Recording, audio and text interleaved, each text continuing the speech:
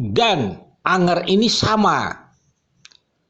Rohman menyampaikan dokumen elektronik dari CCTV, kalau Anger menyampaikan informasi dari elektronik CCTV.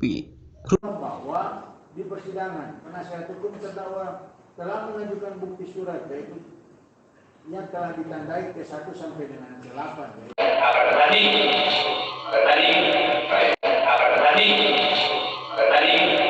Karena pertama, CCTV itu dipertimbangkan oleh hakim. Katanya Angger melihat CCTV itu yang melihat Pak Yosef ada di dalamnya, tapi tidak pernah dihadirkan. Ya kan? Kedua, salam keadilan, salam kehidupan, salam sehat. Sahabat-sahabat AK, tadi ada potongan video Pak Yosef mengatakan banding. Dan ada Pak Rohman berbicara tentang CCTV. Kan seperti itu. Sebelum kita masuk ke sana, tentunya nanti akan AK gabungkan atau sinkronkan dengan pengambilan keputusan hakim. Salah satunya adalah pertimbangan tentang elektronik. Tentunya sebelum masuk ke sana, semua harus berlandaskan aturan undang-undang ITE. Karena hakim juga memakai itu gitu. Nah, nanti kita ke sana. Sahabat-sahabat AK, sebenarnya kan kalaulah di persidangan ini ada 3 pilar: JPU, hakim, dan pengacara hukum. Simpelnya, JPU kan meyakinkan hakim dengan alat bukti dan sebagainya, kan seperti itu, agar terdakwa ini bersalah. Kan PH atau bagian terdakwa mengkonter kan JPU tersebut agar hakim tidak percaya dengan alat bukti dan sebagainya. Ini sudah terjadi di persidangan ini gitu. Cuman permasalahannya kan itu yang disampaikan Rohman. Dan misalnya kalau elektronik nanti bukan hanya itu saja rangkaian-rangkaian peristiwa itu, sehingga Flaydo Rohman yang dibacakan hakim ya diabaikan.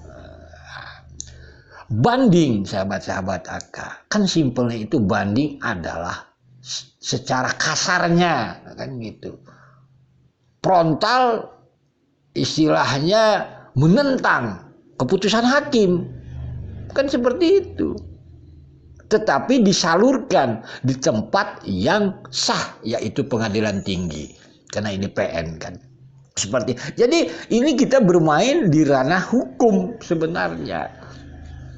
Sehingga kalaulah banding, kembali lagi di awal, pihak Yosef harus meyakinkan hakim pengadilan tinggi kan bahwa putusan hakim ini salah. Kan simpelnya. Apa, mari kita ambil contoh. Ini masuk substansi, tentunya salah satunya yang menjadi landasan hakim CCTV Anger dan keterangan Anger, yaitu menjadi alat bukti saksi dan petunjuk. Dua itu enak. Kalau petunjuk kan oke-oke saja, itu hak daripada hakim seperti itu. Kan ini harus diuji alat bukti itu di pengadilan tinggi. Mari kita ambil contoh. Hakim ini sudah benar pendapat AK kalau bicara dokumen yang diajukan Rohman. Karena di dalam undang-undang ITE nanti juga disampaikan hakim ada terbagi 2. Informasi elektronik dan dokumen elektronik. Ketepatan Rohman masuk dokumen elektronik. Itu termasuk juga istilahnya Pak Harun dan sebagainya. Karena dokumennya ini dianggap kan gitu. Ya bisa saja cara pengambilannya tidak sah dan sebagainya. Karena di dalam undang-undang elektronik kan pasal 6, pasal 15, 16 yang itu hakim juga mengetahuinya. Harus kan terjamin keautentikannya, keutuhannya, ketersediaannya, kan seperti itu barangnya kan, dan harus digital forensik. Itu sama dengan informasinya. Kan efeknya gitu. Melihat CCTV Bu Harun, Sama tidak kedudukannya? Kan ini di pengadilan harus adil kan. Baik itu JPU dan terdakwa, dari pihak terdakwa. Itu kalau AK berpendapat karena hakim mengambil keputusan berdasarkan keterangan saksi memakai elektronik, bagi AK itu masuk informasi elektronik. Sama, harus berlandaskan undang-undang ITE. Kalau Rohman tadi misalnya dokumen, ya harus terjamin keautentikannya, keutuhannya, ketersediaannya, digital forensiknya. Ya punya Angger juga sama.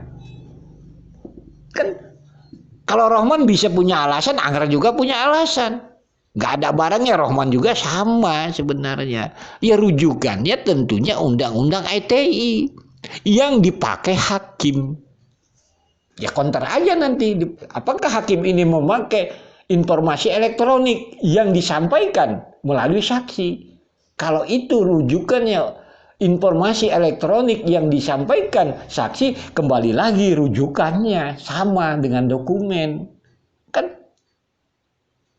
keterjaminan autentiknya, keutuhannya, ketersediaannya, dan digital forensiknya kan harus hadir gitu. Ya counter aja nanti di pengadilan tinggi. Ini contohnya sahabat-sahabat AK. Jadi bagi AK sih, ya kalau banding silakan aja lah, asal apa ya, materi daripada, kan ini kan banding itu nggak percaya keputusan hakim.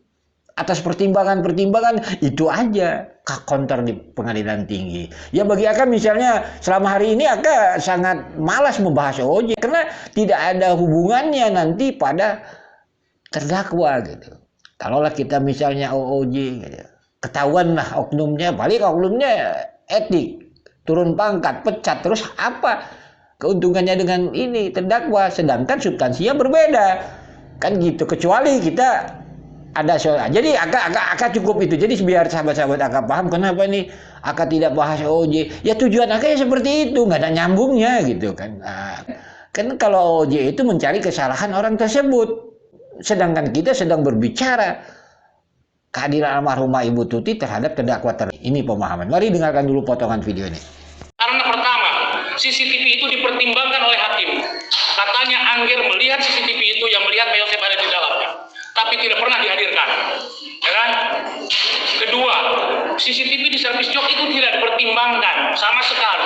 Pak Yosef datang jam 6.50 tidak dipertimbangkan, padahal dihadirkan, ada orangnya, CCTV-nya ada, diputarkan, tetapi CCTV yang dilihat oleh Angger dan Bu Cici tidak pernah diperlihatkan. Bahwa di persidangan penasihat hukum terdakwa telah mengajukan bukti surat, yaitu yang telah ditandai T1 sampai dengan T8, yaitu berupa print out foto. Setelah majelis hakim mencermati bahwa berdasarkan pasal 5 ayat 1 Undang-Undang ITE dapat dikelompokkan menjadi dua bagian. Pertama, informasi elektronik dan atau dokumen elektronik. Kedua, hasil cetak dari informasi elektronik dan atau hasil cetak dari dokumen elektronik. Selanjutnya, syarat formil diatur dalam pasal 5 ayat 4 Undang-Undang ITE bahwa informasi atau dokumen elektronik bukan dokumen atau surat yang diulang harus dalam bentuk tertulis. Dari itu informasi atau dokumen tersebut harus diperoleh dengan cara yang sah. Ketika alat tulis diperoleh dengan cara yang tidak sah, maka alat tersebut dikesampingkan oleh hakim atau dianggap tidak mempunyai nilai pembuktian oleh pengadilan.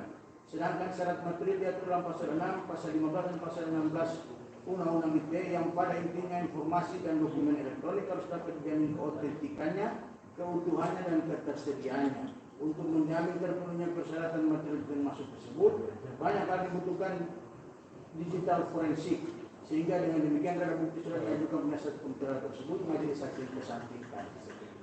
Jadi begini sahabat-sahabat AK, dalam analisa AK, pendapat AK, karena kan begitu, Rohman dan Angger ini sama. Rohman menyampaikan dokumen elektronik dari CCTV, kalau Angger menyampaikan informasi dari elektronik CCTV.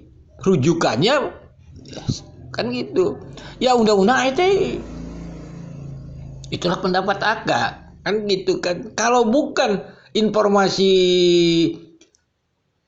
elektronik CCTV misalnya, ya nggak usah pakai undang-undang itu. Misalnya informasi dari tetangga, ya nggak ada kan undang-undangnya gitu. Jadi ini simpel kok rasanya, tinggal keadilan itu sendiri yang ditegakkan. Ini kan permasalahannya, ya diuji aja nanti di pengadilan tinggi waktu banding. Ini kalau pendapat AK. Sekali lagi, salam sehat, salam kehidupan. Mohon maaf bila ada kata-kata yang salah.